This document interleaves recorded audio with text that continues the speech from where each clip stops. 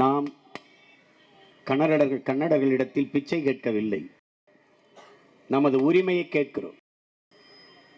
நமது அருமை பெரும்பாட்டன் கரிகால் பெருவளச் சோழன் காவிரியிலே கல்லணையை கட்டுகிற போது கன்னடம் என்கிற மொழியே இல்லை, கன்னடன் என்று இங்கு எவருமே இல்லை.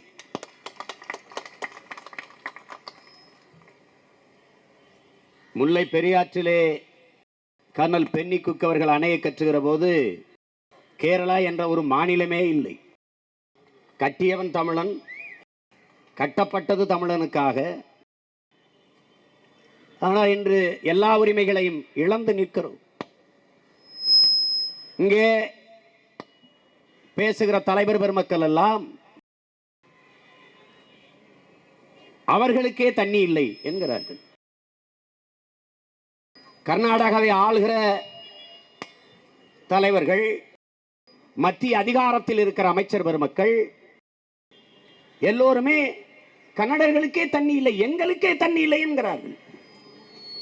நாங்கள் 18 மணி நேரம் 20 மணி நேரம் மின்சாரம் இல்லாமல் இருட்டிலே கிடந்து கொண்டு உங்களுக்கு மின்சாரத்தை தந்தோமே, அப்ப எங்களுக்கே இல்லை என்று தமிழர்கள் நாங்கள் தடுத்து நிறுத்தினோமா? இல்லை.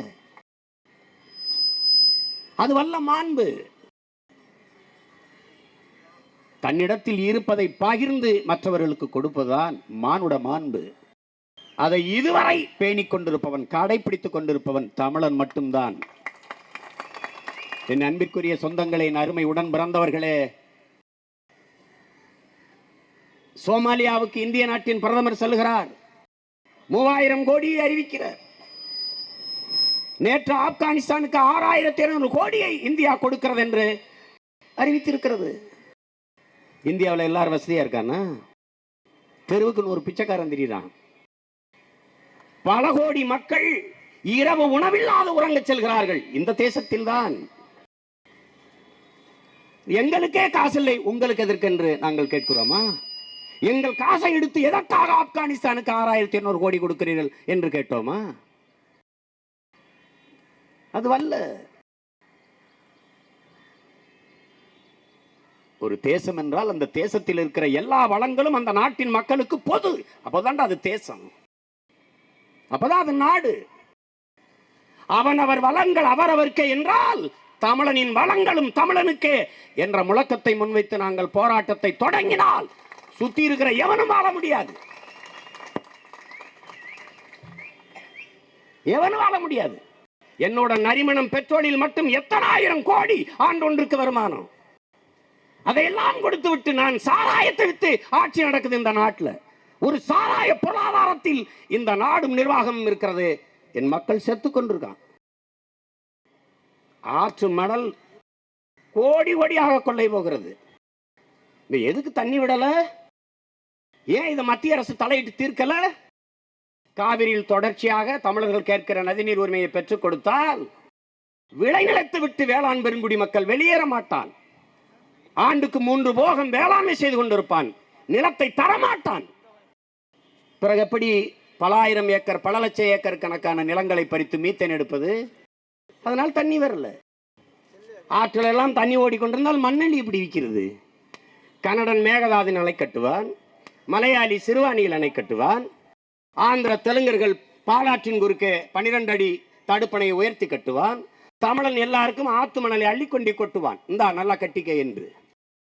இது ஒரு மானங்கட்ட ஒரு இனமாக மாறி நிற்கிறது. இது ஒரு கொடுமை. ஐயா சுப்பிரமணிய சாமி கிட்ட கேட்கிறாங்க, காவிரியில தண்ணி அவ தரமாட்டா.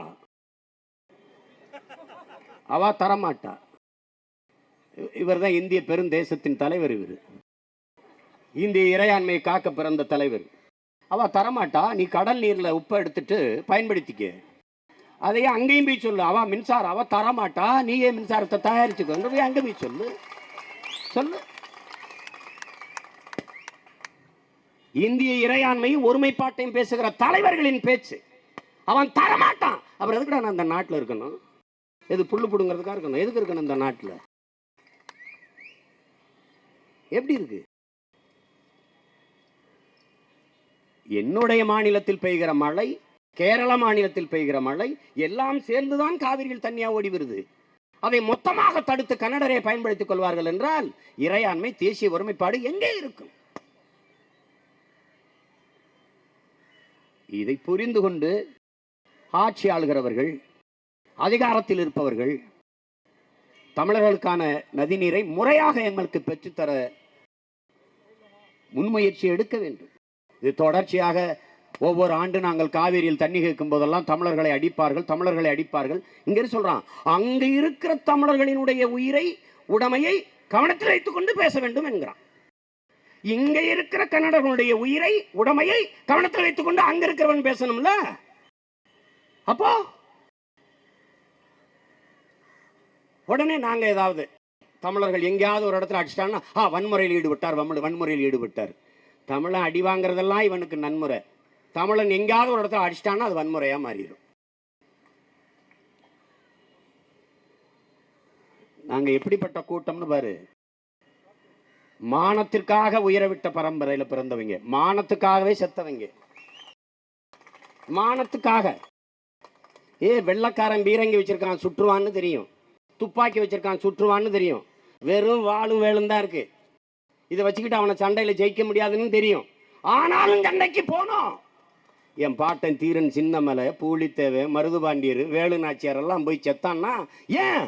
மான தமிழனுக்கு மரணத்தை விட மானமே பெரிது என்பதால போய் செத்தான்.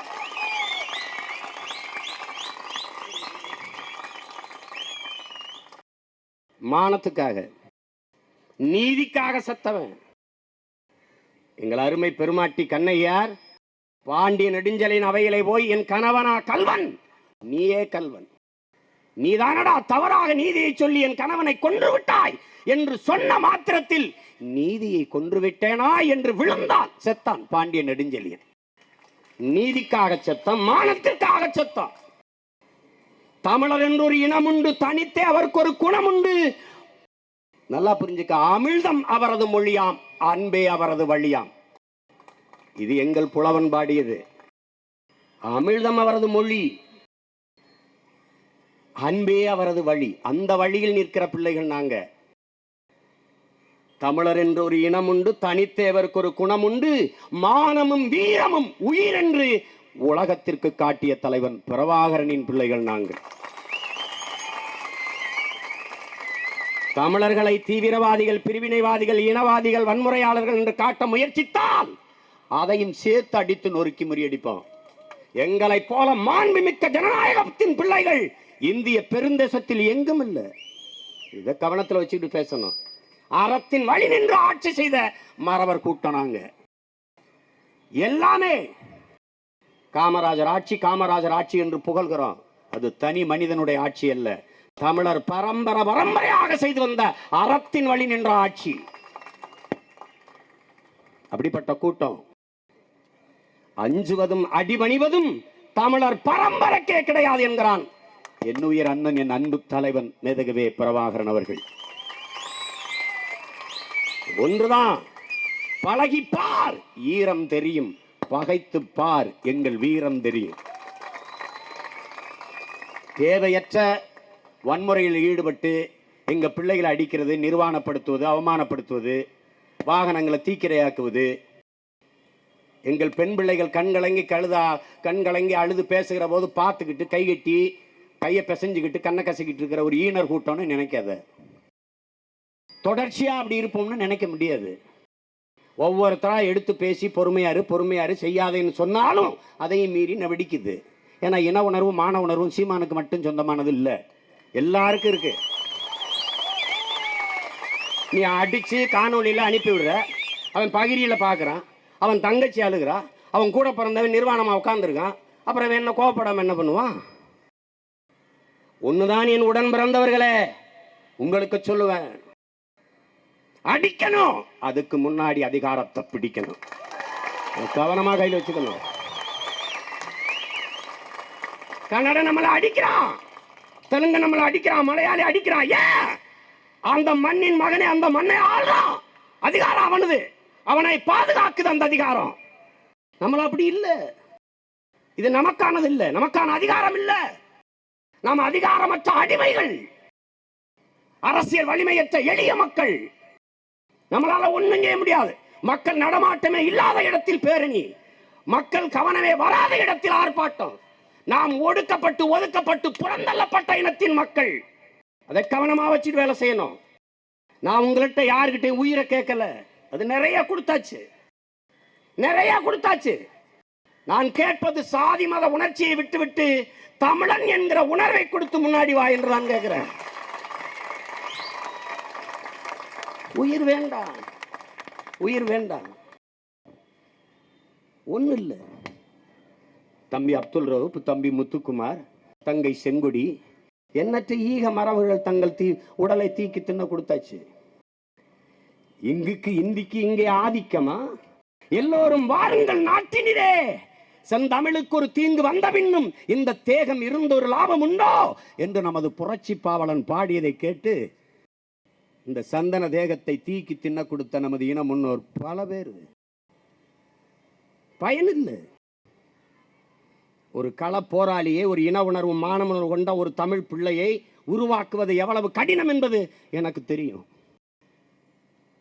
அவ்வளவு போராடி உருவாக்கி அற்பமாக உயிரை இழக்கக்கூடாது. ரொம்ப கவனமா இருக்கணும். நீண்ட தூர பயணம், பெருத்த லட்சிய பயணம். அடிமை தேசினத்தின் உரிமை சாதாரணம் இல்லை, அவசரப்பட்டு செய்யக்கூடாது. இவ்வளவு கட்டுக்கோப்போட இவ்வளவு ஒழுங்கோட இருக்கும் போதே ஒரு தம்பி அவசரப்பட்டு தன் உடல்ல தீ வச்சுட்டான். யார் பதில் சொல்லுவா? நான் தான் சொல்லணும். அம்மாவுக்கு என்ன சொல்லுவது, அப்பாவுக்கு என்ன சொல்லுவது? என்னையை நம்பி இந்த மண்ணுக்கு மக்களுக்குமாக வந்த பிள்ளை இப்படி தன் உயிரை இப்படி தீக்கி கொடுத்துட்டானே நினைக்கும் போது எவ்வளவு வலியா இருக்கு. அது யாரு பொறுப்பு? அதுக்குத்தான் திரும்ப திரும்ப திரும்ப திரும்ப சொல்லு. எனக்கு தெரியாத அந்த கடை அடிக்கிறதுக்கும் காரை உடைக்கிறதுக்கும் அது பொறுக்கியல் வேலை. படித்த பண்புள்ள அரசியல் தலைவர்கள் செய்யற வேலை இல்லை, அது வேலை இல்லை. அந்த அரசியலை நம்ம செய்ய வரல, அது வல்ல, அது வல்ல. யாதும் ஊரே யாவரும் கேளீர், தீதும் நன்றும் பிறர் தர வாரா என்ற மிகுந்த பெருத்த உயர்ந்த பண்பாட்டுக்கு சொந்தக்கார பிள்ளைகள். பகுத்துண்டு பல் உறவுகள் என்று சொல்லல, பகுத்துண்டு பல் உயிர் ஓம்புக என்று நமது மறை சொல்லுது. பிறப்பு ஒக்கும் எல்லா மனிதருக்கும் என்று பாடல, பிறப்பு ஒக்கும் எல்லா உயிருக்கும் என்று போதிக்குது. நாம் மனிதநேயவாதிகள் அல்ல என் அன்பு பிள்ளைகளே, நாம் உயிர்நேயவாதிகள். வாடிய பயிரை கண்டபோதெல்லாம் வாடினேன் என்று வள்ளலார் பெருமகன், காக்கை குருவி எங்கள் சாதி, நீல் கடலும் மலையும் எங்கள் கூட்டம் என்று பாட்டன் பாரதி. எல்லாம் உயிர் நேயர்கள், அது அல்ல. நாம் வன்முறையின் மீது தீராத காதல் கொண்ட மனநோயாளிகள் அல்ல, அடிமை தேசினத்தின் உரிமைக்கு புரட்சி செய்ய வந்த புரட்சியாளர்கள் என்பதை கவனத்தில் வைத்துக் கொண்டு இயங்கணும். இது துப்பாக்கியை வழிபடுகிற கூட்டம் அல்ல. அடக்குமுறையை, ஒடுக்குமுறையை, அடிமைத்தனத்தை களைந்தெறிய கிளர்ச்சி செய்ய வந்த புரட்சியாளர்கள். இந்த போராட்டத்திலே தொடக்கத்திலிருந்து நம்மோடு இணைந்து போயிருக்கிற நமது அண்ணன் ஆதித்தமிழர் விடுதலை இயக்கத்தினுடைய பொதுச் செயலாளர் வினோத் அவர்கள் இதில் பங்கேற்று இந்த பேரணியை ஒரு வெற்றி பேரணியாக மாற்றி இருக்கிறார்கள். அதை போல நாம் தமிழர் கட்சியிலே இருக்கிற முதன்மை பொறுப்பாளர்கள் உணர்வு எழுச்சியோடு இந்த பேரணியில் பங்கேற்க ஓடி வந்த என் உடன் பிறந்தார்கள். உங்கள் ஒவ்வொருவருக்கும் எனது புரட்சிகரமான வாழ்த்துக்களும் வணக்கமும். நாம் உரிமையை பெறுகிற வரை தொடர்ச்சியாக களத்திலே நிற்போம், பல வடிவங்களில் நிற்போம். வருகிற 25ஆம் தேதி தஞ்சையிலே ஒரு மாபெரும் கண்டன ஆர்ப்பாட்டம் செய்ய இருக்கிறோம். 17ஆம் தேதி சிறுவாணி ஆற்றின் குறுக்கே அணையை கட்டுகிறதை தடுத்து நிறுத்த வேண்டும் என்று கோவையிலே மாபெரும் முற்றுகை போராட்டத்தை நடத்த இருக்கிறோம். தொடர்ச்சியாக நாம் நதிநீர் உரிமைக்காக களத்திலே நிற்போம். ஒரே ஒரு நோக்கம்தான், உயிரை இழக்கலாம், உரிமையை ஒருபோதும் இழக்கக்கூடாது, இழக்க முடியாது. சீமான் தனிப்பட்ட அவன் உயிரை இழப்பது என்பது அவனுக்கு மட்டுமான இழப்பு. ஆனால் உரிமை இழப்பது ஒட்டுமொத்த தமிழ் தேசிய இனத்திற்கான இழப்பு. அதை ஒருபோதும் விட்டுக் கொடுக்க முடியாது. எனவே என் அன்பிற்குரியவர்கள், கோபம் வரும், அடக்க முடியாத ஆத்திரம் வரும். அதையும் அடக்கி வெல்பவன் தான் சிறந்த போராட்டக்காரனாக இருக்க முடியும். எனக்கு வரலையா? எனக்கு கோபம் வரலையா? இருக்கு. ஆனால் இனத்தின் விடுதலை என்ற புனித கனவு ஒரு பெரும் சுமையாக தோல்ல இருப்பதால நடை மெதுவாகிறது, பேச்சு நிதானமாகிறது. இதை புரிந்து கொண்ட அன்பு பிள்ளைகள், எதையும் அறிவுபூர்வமாக சிந்தித்து உணர்வுபூர்வமாக செயலாக்குவோம். எதையும் ஜனநாயக முறையில் முடிவெடுத்து சர்வாதிகார முறையில் செயல்படுத்துவோம். இதான் நாம் ஏற்றுக்கொண்டிருக்கிற தத்துவம். நீங்கள் வன்முறையில், தேவையற்ற இந்த வன்முறை நிகழ்வுகளில் ஈடுபடக்கூடாது. உங்கள் அனைவரிடத்திலும் நான் அன்போடு வேண்டுகிறேன். ஒவ்வொருவரையும் அழைத்து பேசுவதற்கு வாய்ப்பில்லை. இதே இடத்தில் உங்களிடம் அன்போடு வேண்டி கேட்டுக்கொள்வது அதுவல்ல நம்ம வேலை. தலைவர் அந்த நிலத்திலே ஆயுதமேந்தி போராடினார் என்றால் அந்த நிலமும் களமும் காலமும் வேறு. ஆனால் அதே நோக்கத்திற்காக அவன் உடன் பிறந்தவர்கள் அன்பு பிள்ளைகள். இந்த நிலத்தில் நாம் அதே நோக்கத்திற்காக போராடுகிறோம் என்றால் இந்த களமும் காலமும் வேறு. இது அறிவாயுதமேந்திய அரசியல் புரட்சி. அதை நீ கவனத்தில் வச்சுக்க. கவனத்தில் வைத்துக்கொண்டு தொடர்ச்சியாக களத்தில் நிற்போம். உரிமையை நிச்சயமாக நம்ம மீட்போம். அதை பற்றி நீங்கள் கவலைப்பட வேண்டியதில்லை. கொஞ்ச நாள் தான், கொஞ்ச நாள். இந்த நிலத்தை நாம் ஒரு நாள் ஆளுகிற நிலை வருகிற போது கன்னடன் தண்ணி தரமாட்டான். அவனுக்கு தெரியும், ஒரு மான தமிழன் நல்ல தகப்பனுக்கும் தாய்க்கும் பிறந்தவை ஏறி உட்கார்ந்துட்டான் அந்த முதலமைச்சர் நாற்காலியிலனா அவன் சுற்றி இருக்கிறவனுக்கு தெரியும். எங்கள் பிள்ளைகளை மடித்து வச்சுக்கிட்டு இப்படி தான் அடிப்பானா? நிர்வாணப்படுத்தி வச்சு அடிப்பானா? அது ஆள் இல்லை. தகப்பன் இல்லாத வீடு எப்படி தட்டுக்கட்டு நிற்குமோ அப்படி தலைவன் இல்லாத நாடும் இனமும் தட்டுக்கட்டு நிற்கும். நாம் தகப்பன் இல்லாத வீடு போல தலைவன் இல்லாத நாடாக நிற்கிறோம். இனி நாமே தலைமையேற்று நம் இனத்தின் உரிமைக்கு போராடி வெல்ல வேண்டிய கால தேவை, வரலாற்று கடமை உருவாகி இருக்கிறது என்பதை அன்பிற்குரியவர்கள் புரிந்து கொள்ள வேண்டும். நீங்கள் எல்லோரும் இந்த பேரணியில் பங்கேற்றது எனக்கு மகிழ்ச்சி. ஆனால் அதைவிட நான் எப்போது பெரிதும் மகிழ்வேன் என்றால், நீங்கள் எல்லோரும் பத்திரமாக வீடு சேர்ந்து விட்டீர்கள் என்ற செய்தியை எனக்கு அனுப்பும்போது தான். போகிற வழியில் என் பிள்ளைகள், நான் அசைக்க முடியாத நம்பிக்கை உங்கள் மீது வைத்திருக்கிறேன். மற்ற கட்சிகளைப் போல நீங்கள் டாஸ்மார்க் கடைக்கு செல்ல மாட்டீர்கள். ஏனென்றால் எல்லா கட்சிகளும் மாநாடு போடும்போது, மது ஒழிப்பு மாநாடு போடும்போது அன்னைக்குத்தான் சாராய கடையில் அதிக வியாபாரம் நடந்ததாக சட்டசபையில் படிக்கிறார்கள். ஆனால் திருச்சியில் மாநாடு நடந்தது, அன்றைக்கு வியாபாரம் குறைந்திருந்தது. ஏனென்றால் குடிகாரன் கூட மாநாட்டுக்கு கூட்டத்துக்கு வந்துட்டான்.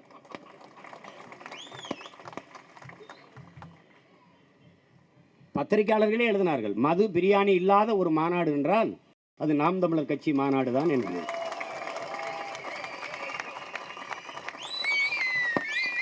கடையில் போய் சாப்பிடுவது, கடைக்காரர் காசு கேட்டால் அடிக்கிறது, இந்த காவாலித்தனங்களை செய்கிற பிள்ளைகள் நாம் இல்லை. நான் அப்படி உங்களை வளர்க்கலை. நான் இந்த வேலையை செய்ய வந்தது நிறைய இழந்துட்ட பிறகு, அழிவில் பிறந்த பிள்ளைகள், இரத்தத்திலும் கண்ணீரிலும் கருவான பிள்ளைகள் நான் இந்த வேலையை செய்கிறது ஒவ்வொரு தமிழனையும் பாதுகாக்கணும்ட்டு, நம்மளை ஆதரிக்கிறவன், ஆதரிக்காதவன், எதிர்க்கிறவன், விமர்சிக்கிறவன் அவனுக்கும் சேர்த்துத்தான் இந்த பேர் இயக்கத்தை கட்டி எழுப்புறோம், இந்த அரசியலை செய்கிறோம். அதனால உங்க ஒவ்வொருத்தருடைய உடம்புல ஒரு சின்ன நகைக்கீரல் விழுந்தாலும் அது எனக்கு வலிக்கும். அதுக்கு நான் தான் பொறுப்பு என்பதை உணர்ந்து இங்கே கவனமாக வீடு போய் செல்லுங்க. நாம் தமிழர் நடத்தி காட்டிய இந்த மாபெரும் பேரணி ஆர்ப்பாட்டத்தில் முதல் முறையாக நான் கலந்து கொண்டிருக்கின்றேன்.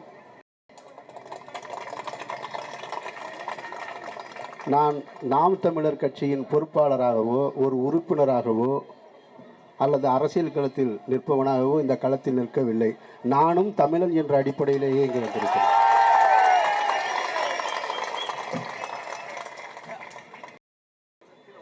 ஆயிரத்தி 1924 ஆரம்பிக்கப்பட்ட இந்த காவிரி நதிநீர் பங்கீட்டு பிரச்சனை 2016 வரை தொடர்கிறது என்றால் ஒரே ஒரு விஷயத்தை நம்ம அனைவரும் புரிந்து கொள்ள வேண்டும்.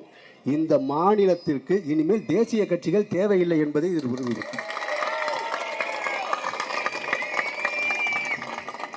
காங்கிரஸாக இருந்தாலும் சரி, பாரதிய ஜனதா கட்சியாக இருந்தாலும் சரி, கம்யூனிஸ்ட் கட்சியாக இருந்தாலும் சரி, அது அகில இந்திய முஸ்லீம் கட்சியாக இருந்தாலும் சரி, தேசிய கட்சிகள் இனிமேல் எங்களுக்கு தேவையே கிடையாது. மாநில கட்சிகளே போதுமானது.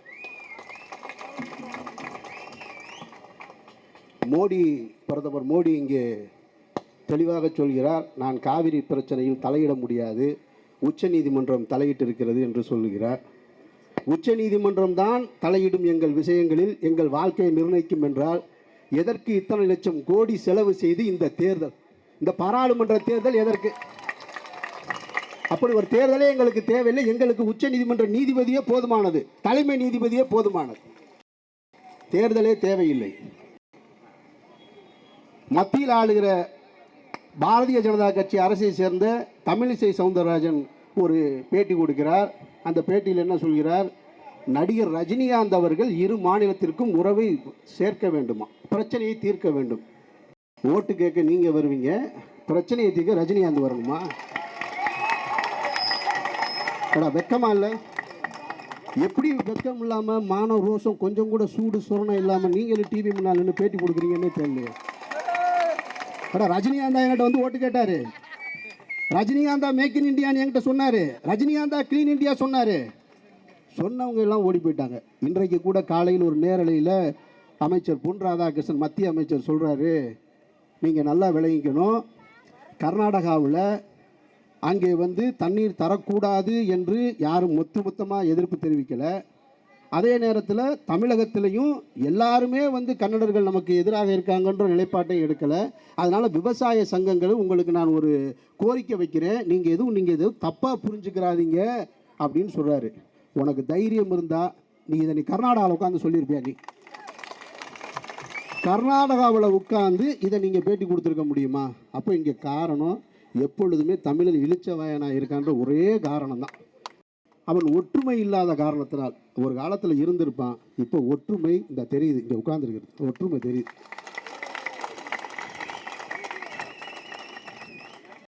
மத்தியில் ஆள்ற இனிமே எந்த அரசும் இந்த மாநிலத்துக்கு எதுவுமே செய்யாதுன்றது இந்த காவிரி பிரச்சனை தெல்ல தெளிவாக சொல்லிருச்சு.